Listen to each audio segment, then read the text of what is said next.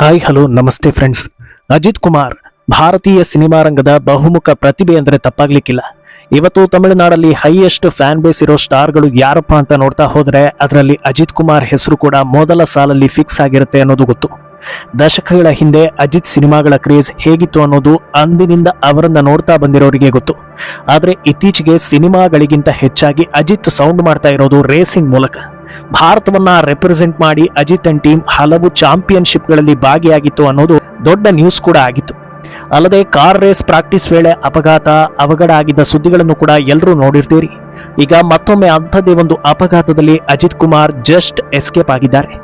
ಇದರ ಡೀಟೇಲ್ಸ್ ಕೊಡೋದರ ಜೊತೆಗೆ ಅವರ ಬಗ್ಗೆ ಇರೋ ಇಂಟ್ರೆಸ್ಟಿಂಗ್ ವಿಚಾರಗಳು, ಲೇಟೆಸ್ಟ್ ಸಿನಿಮಾ ಅಪ್ಡೇಟ್ಗಳನ್ನ ಕೊಡ್ತೀನಿ. ಈ ಗ್ಯಾಪ್ನಲ್ಲಿ ನೀವು ಮಿನಿಟ್ ಮೇಡ್ ಚಾನಲ್ ಅನ್ನು ಫಾಲೋ ಮಾಡಿ, ಸಬ್ಸ್ಕ್ರೈಬ್ ಮಾಡಿ, ಬೆಲ್ ಐಕಾನ್ ಪ್ರೆಸ್ ಮಾಡಿ.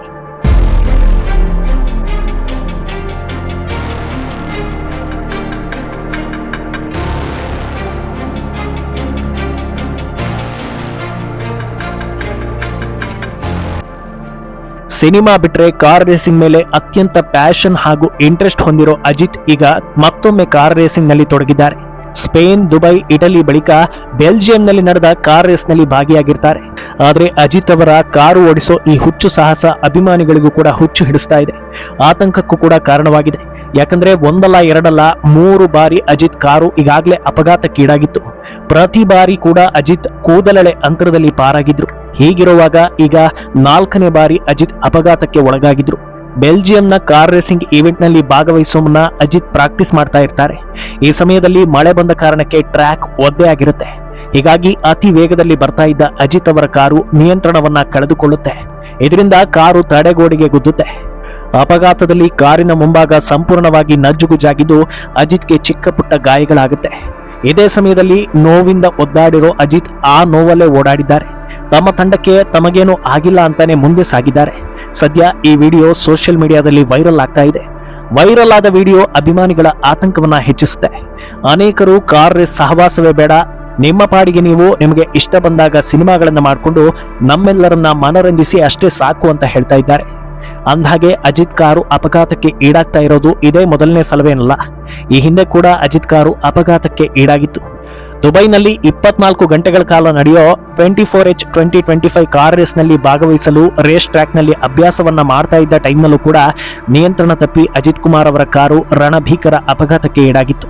ಈ ಘಟನೆ ನಡೆದಾಗ ಅವರು 180 ಕಿಲೋಮೀಟರ್ ವೇಗದಲ್ಲಿ ಚಾಲನೆಯನ್ನ ಮಾಡ್ತಾ ಇರ್ತಾರೆ. ಆನಂತರ ಪೋರ್ಚುಗಲ್ನಲ್ಲಿ ಕಾರ್ ರೇಸ್ ನಲ್ಲಿ ಭಾಗವಹಿಸಿದಾಗಲೂ ಕೂಡ ಅಜಿತ್ ಕಾರಿನ ಬ್ರೇಕ್ ಫೇಲ್ ಆಗಿ ಆಕ್ಸಿಡೆಂಟ್ ಆಗಿತ್ತು. ಆನಂತರ ಮಾತನಾಡಿದ್ದ ಅಜಿತ್, ಇದು ಚಿಕ್ಕ ಆಕ್ಸಿಡೆಂಟ್, ನಮಗೇನೂ ಆಗಿಲ್ಲ, ಕಾರ್ ರೇಸ್ ನಲ್ಲಿ ಗೆಲ್ತೀವಿ, ನಮಗೆ ಬೆಂಬಲ ನೀಡಿದ ಎಲ್ರಿಗೂ ಧನ್ಯವಾದಗಳು ಅಂತ ಹೇಳ್ಕೊಂಡಿದ್ರು. ಸ್ಪೇನ್ನಲ್ಲೂ ಕೂಡ ಸ್ಪಿಂಟ್ ಚಾಲೆಂಜ್ ನಲ್ಲಿ ಅಜಿತ್ ಭಾಗವಹಿಸಿದ್ದ ಸಮಯದಲ್ಲಿ ಅಜಿತ್ ಅವರ ಕಾರು ದೊಡ್ಡ ಅಪಘಾತಕ್ಕೆ ಈಡಾಗಿತ್ತು. 2-3 ಬಾರಿ ಪಲ್ಟಿ ಹೊಡೆದಿತ್ತು. ಹೀಗೆ 3 ಬಾರಿ ಅಪಘಾತಕ್ಕೀಡಾಗಿದ್ದ ಅಜಿತ್ ಈಗ 4ನೇ ಬಾರಿ ಮತ್ತೆ ಅಪಘಾತಕ್ಕೆ ಈಡಾಗಿರ್ತಾರೆ. ಇದು ಅಭಿಮಾನಿಗಳ ಆತಂಕವನ್ನ ಹೆಚ್ಚಿಸಿರುತ್ತೆ. ಇಷ್ಟೆಲ್ಲ ಅಪಘಾತ ಆಗ್ತಾ ಇದೆ ಎಂದ ಮಾತ್ರಕ್ಕೆ ಅಜಿತ್ಗೆ ಡ್ರೈವಿಂಗ್ ಬರಲ್ಲ ಅಂತಲೂ ಅಲ್ಲ, ಅಥವಾ ಡ್ರೈವಿಂಗ್ ಕ್ರೇಜ್ ಕಮ್ಮಿ ಆಗಿದೆ ಅಂತಲೂ ಅಲ್ಲ. ಅಜಿತ್ ಕುಮಾರ್ಗೆ ತಮ್ಮ ಡ್ರೈವಿಂಗ್ ಮೇಲೆ ಇರೋ ಕಾನ್ಫಿಡೆನ್ಸ್ ಇಂಥ ಎಷ್ಟೋ ಸಣ್ಣ ಪುಟ್ಟ ಅಪಘಾತಗಳಾದರೂ ಮುನ್ನುಗ್ಗುವಂತೆ ಪ್ರೇರೇಪಿಸ್ತಾ ಇದೆ. ಇನ್ನು ಇಷ್ಟೆಲ್ಲ ರಿಸ್ಕ್ ತಗೊಂಡ ಬಳಿಕ ಅದೇ ರೇಸಿಂಗ್ ನಲ್ಲಿ ಅಜಿತ್ ಕುಮಾರ್ ಗುಡ್ ನ್ಯೂಸ್ ಅನ್ನು ಕೂಡ ಕೊಡ್ತಾರೆ. ಹೌದು, ಬೆಲ್ಜಿಯಂನಲ್ಲಿ ನಡೆದ Spa Francorchamps circuit car racing ಸ್ಪರ್ಧೆಯಲ್ಲಿ ಅಜಿತ್ ರೇಸಿಂಗ್ ಟೀಮ್ 2ನೇ ಸ್ಥಾನವನ್ನ ಗೆಲ್ಲುವ ಮೂಲಕ ದಾಖಲೆಯನ್ನ ನಿರ್ಮಿಸುತ್ತೆ. ಈ ವಿಚಾರವನ್ನ ಅಜಿತ್ ಕುಮಾರ್ ರೇಸಿಂಗ್ ಅನ್ನೋ ಅಧಿಕೃತ ವೆಬ್ಸೈಟ್ ನಲ್ಲಿ ಪೋಸ್ಟ್ ಮಾಡಲಾಗುತ್ತೆ. ಇದು ಭಾರತೀಯ ಮೋಟಾರ್ ಸ್ಪೋರ್ಟ್ಗೆ ಹೆಮ್ಮೆಯ ಕ್ಷಣ ಅಂತ ಸಂತಸ ವ್ಯಕ್ತಪಡಿಸಿ ಪೋಸ್ಟ್ ಮಾಡಲಾಗುತ್ತೆ. ಈ ಚಾಂಪಿಯನ್ಶಿಪ್ ನಲ್ಲಿ P2 ಪೋಡಿಯಂ ಅನ್ನ ಕ್ಲಿಯರ್ ಮಾಡೋ ಮೂಲಕ ಅಜಿತ್ ಅಂಡ್ ಟೀಮ್ ಎಲ್ಲರ ಗಮನ ಸೆಳೆಯುತ್ತೆ. ಈ ಖುಷಿಯ ವಿಚಾರ ಅಪಘಾತಕ್ಕೆ ಅವರು ಈಡಾಗಿದ್ದ ಆತಂಕವನ್ನ ದೂರ ಮಾಡುತ್ತೆ. ಈ ಸಾಧನೆ ಸಂಬಂಧ ಅವರು ಸಂಭ್ರಮಿಸಿದ್ದ ಕ್ಷಣಗಳು ಎಲ್ಲ ಕಡೆ ವೈರಲ್ ಆಗ್ತಾ ಇದ್ದ ಹಾಗೆ ಅವರ ಸ್ನೇಹಿತರು, ಹಿತೈಷಿಗಳು, ಅಭಿಮಾನಿಗಳು ಎಲ್ಲರೂ ಆ ವಿಡಿಯೋವನ್ನ ಶೇರ್ ಮಾಡಿ ಸಂಭ್ರಮಿಸ್ತಾರೆ. ಇಷ್ಟೆಲ್ಲ ಒದ್ದಾಡಿ ಗುದ್ದಾಡಿ ರಿಸ್ಕ್ ತೆಗೆದುಕೊಂಡಿದ್ದಕ್ಕೂ ಸಾರ್ಥಕ ಆಯ್ತು ಅಂತ ಖುಷಿ ಪಡ್ತಾ ಇದ್ದಾರೆ. ಅಂದಹಾಗೆ ಈ ಖುಷಿಯನ್ನ ಡಬಲ್ ಮಾಡ್ತಾ ಇರೋದು ಅವರ ಇತ್ತೀಚೆಗೆ ರಿಲೀಸ್ ಆಗಿದ್ದ ಗುಡ್ ಬ್ಯಾಡ್ ಅಗ್ಲಿ ಅನ್ನೋ ಸಿನಿಮಾದ ಕಲೆಕ್ಷನ್. ರಿಲೀಸ್ ಆದ 10-11 ದಿನಗಳಲ್ಲೇ ಈ ಸಿನಿಮಾ 200 ಕೋಟಿಗೂ ಅಧಿಕ ಕಲೆಕ್ಷನ್ ಮಾಡಿದೆ ಅಂತ ಸಿನಿಮಾ ಟೀಮ್ ಖುಷಿಯನ್ನ ಹಂಚಿಕೊಂಡಿದೆ. ಅಂದಹಾಗೆ ಇದು ಈ ವರ್ಷ ರಿಲೀಸ್ ಆಗಿದ್ದ ಅಜಿತ್ರ 2ನೇ ಸಿನಿಮಾ. ಮೊದಲ ಸಿನಿಮಾ ವಿಡಮುಯರ್ಚಿ ಬಹಳ ಎಕ್ಸ್ಪೆಕ್ಟೇಷನ್ ಇಂದ ಬಂದಿದ್ರು, ಅದು ನಿರೀಕ್ಷಿತ ಮಟ್ಟಕ್ಕೆ ಸಕ್ಸಸ್ ಕಂಡಿರಲಿಲ್ಲ. ಪಕ್ಕಾ ಹಾಲಿವುಡ್ ಸ್ಟೈಲ್ ಕಮರ್ಷಿಯಲ್ ಅಂಶಗಳಿದ್ರು ಕೂಡ ಅಷ್ಟೊಂದು ರೀಚ್ ಆಗಿರಲಿಲ್ಲ. ಆದ್ರೆ ಗುಡ್ ಬ್ಯಾಡ್ ಅಗ್ಲಿ ಪಕ್ಕಾ ಫ್ಯಾನ್ ಮೇಡ್ ಸಿನಿಮಾ ಸ್ಟೈಲ್ ನಲ್ಲಿದ್ದು ಮೊದಲಿಂದ ಅವರ ಸಿನಿಮಾಗಳನ್ನ ಫಾಲೋ ಮಾಡಿಕೊಂಡು ಬಂದಿದ್ದವರಿಗೆ ಸಖತ್ ಕಿಕ್ ಕೊಟ್ಟಿದೆ. ಸಿನಿಮಾ ತುಂಬಾ ಅವರ ಹಳೆಯ ಹಿಟ್ ಸಿನಿಮಾಗಳ ರೆಫರೆನ್ಸ್, ಅಲ್ಲಲ್ಲಿ ಹಳೆಯ ಹಾಡುಗಳು, ಹಳೆಯ ಸಿನಿಮಾಗಳಲ್ಲಿನ ತಮ್ಮ ಸ್ಟೈಲ್ ಅನ್ನ ರೀಕಾಲ್ ಮಾಡಿರೋದನ್ನ ಅಭಿಮಾನಿಗಳು ಅಕ್ಸೆಪ್ಟ್ ಮಾಡಿದ್ದಾರೆ. ಅಲ್ಲದೆ ತಮಿಳು ಇಂಡಸ್ಟ್ರಿಯಲ್ಲಿ ಅಜಿತ್ ಕ್ರೇಜ್ ಇನ್ನೂ ಕಮ್ಮಿ ಆಗಿಲ್ಲ ಅನ್ನೋದನ್ನ ಈ ಸಿನಿಮಾ ಸಾಬೀತು ಮಾಡಿದಂತಿದೆ. ಅಜಿತ್ ಕುಮಾರ್ ಬೇರೆ ಎಲ್ಲಾ ನಟರಿಗಿಂತ ಭಿನ್ನ ಅನ್ನೋದಕ್ಕೆ ಈ ಕಾರ್ ರೇಸಿಂಗ್ ಕ್ರೇಜ್ ಅಥವಾ ಅವರ ಕಾರ್ ರೇಸಿಂಗ್ ನ ಸಾಧನೆಗಳು ಮಾತ್ರ ಕಾರಣ ಅಲ್ಲ. ಕಳೆದ ಕೆಲ ದಶಕಗಳಿಂದ ಅಜಿತ್ ತಮ್ಮ ವ್ಯಕ್ತಿತ್ವದ ಮೂಲಕವೂ ಎಲ್ಲರಿಗೂ ಇಷ್ಟ ಆಗ್ತಾ ಇದ್ದಾರೆ. ಇವತ್ತು ಭಾರತದ ಬೇರೆ ಬೇರೆ ಇಂಡಸ್ಟ್ರಿಯಲ್ಲಿ ಬಹು ಬೇಡಿಕೆಯ ನಟರು ಅಂದಾಗ ಒಂದಷ್ಟು ನಿರೀಕ್ಷೆ, ಕಲ್ಪನೆಗಳು ಇರುತ್ತೆ. ಅಂತವರು ಎಲ್ಲಾದ್ರೂ ವಿಸಿಟ್ ಕೊಡ್ತಾರೆ ಅಂದಾಗ ಸಿಕ್ಕಾಪಟ್ಟೆ ಕ್ರೇಜ್, ಜನ ಸೇರಿಸೋದು, ಮೇಲೆ ನಿಂತ್ಕೊಂಡು ಹಾಯ್ ಮಾಡೋದು, ಅಂತಹ ವಿಡಿಯೋಗಳನ್ನ ಎಲ್ಲಾ ಕಡೆ ಶೇರ್ ಮಾಡಿ ತಮ್ಮ ಕೆಪಾಸಿಟಿ ಏನು ಅಂತ ತೋರಿಸೋದು ಇದೆಲ್ಲವೂ ಕಾಮನ್. ಆದ್ರೆ ಅಜಿತ್ ಇದಕ್ಕೆ ಡೆಡ್ ಅಪೋಸಿಟ್. ತಾವಾಯ್ತು, ತಮ್ಮ ಕೆಲಸ ಆಯ್ತು ಅನ್ನೋ ಲಿಮಿಟ್ ನಲ್ಲಿ ಇರ್ತಾರೆ. ಅಭಿಮಾನಿಗಳು ಅವರಿಗೆ ತಲಾ ಅನ್ನೋ ಟೈಟಲ್ ಕೊಟ್ಟಿದ್ರು ಅವರು ಅದನ್ನ ಎಲ್ಲೂ ತಮ್ಮ ಹೆಸರಿನ ಹಿಂದೆ ಹಾಕಿಕೊಳ್ಳೋದಕ್ಕೆ ಇಷ್ಟಪಡೋದಿಲ್ಲ.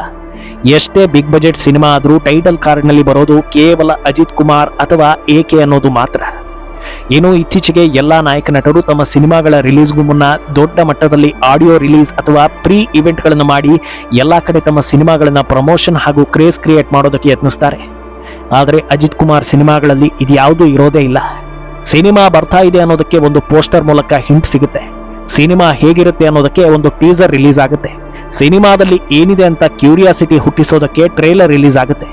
ಆ ಬಳಿಕ ಥಿಯೇಟರ್ಗೆ ಬಂದು ಸಿನಿಮಾವನ್ನ ಎಂಜಾಯ್ ಮಾಡೋದಷ್ಟೇ. ಈ ಪ್ರಾಸೆಸ್ ಬಿಟ್ಟು ಬಾಕಿ ಯಾವ ಜಾಗದಲ್ಲೂ ಅಜಿತ್ ಕುಮಾರ್ ಕಾಣಿಸ್ಕೊಳ್ಳೋದಿಲ್ಲ.